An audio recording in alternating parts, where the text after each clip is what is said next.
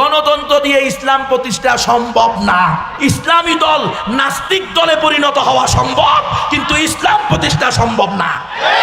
আপনাদের এখানে সবচেয়ে বড় হুজুর যিনি, উনার ভোটের যেই দাম গণতন্ত্রের নিকটে আপনাদের এলাকার সবচেয়ে বড় লুচ্চা, বদমাইশ, নষ্টা, ভ্রষ্টা, বিভ্রান্ত, চোর, ডাকাত, বাটপার, টেন্ডারবাজ, সাদাবাজ, রংবাজ, ইয়াবাখোর, গাঞ্জাখোর, গাঞ্জুট্টি, বাবাখোর, তার ভোটের একই দাম।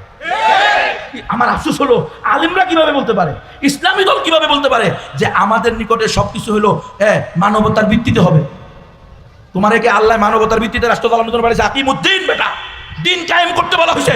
দিন কায়েম কখনো মানবতাবাদী ধর্ম দিয়ে হবে না।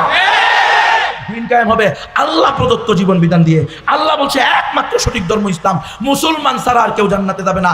আর তুমি বলো হিন্দু, বৌদ্ধ, খ্রিস্টান ঐক্য পরিষদের লোকেরা আমাকে ভোট দিয়া কি বানাইবো? রাষ্ট্রপ্রধান বানাইবো। আমার ভোট দিব কেন রে? হিন্দু, বৌদ্ধ ঐক্য পরিষদ। আর আমি ক্ষমতায় গিয়ে সংসদে কোরআন প্রতিষ্ঠা করবো। আহারে বেওকুফ, আহারে গাদা, এত বড় ধোঁকা তুমি বুঝলে না? রে জালেম, ধরেন কারো নাম বললে তো সমস্যা, যারে বলবো সে ধরবো। যাক, কারো আমি ধরেন আমি আলহামদুলিল্লাহ গণতান্ত্রিক কোনো দল করি না এবং গণতান্ত্রিক দল করাকে জায়েজ মনে করি না। ইসলামের নামে করা তো এটা আরো বড় গুনাহ।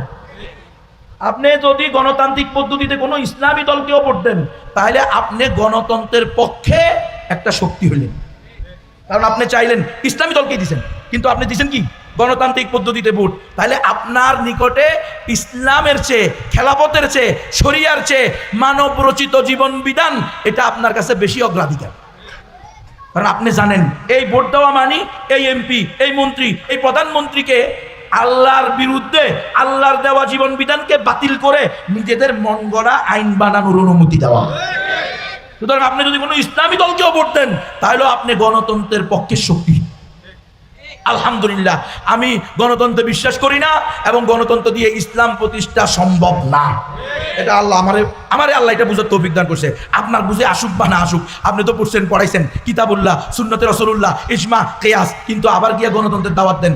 আপনার আকলকে আপনি প্রশ্ন করেন, কিতাবুল্লাহ যদি কোনো দলিল পাওয়া যায়, তাহলে সুন্নতে রাসূলুল্লাহ, ইজমা, কিয়াস দেখার কোনো প্রয়োজন নাই। কিতাবুল্লাহ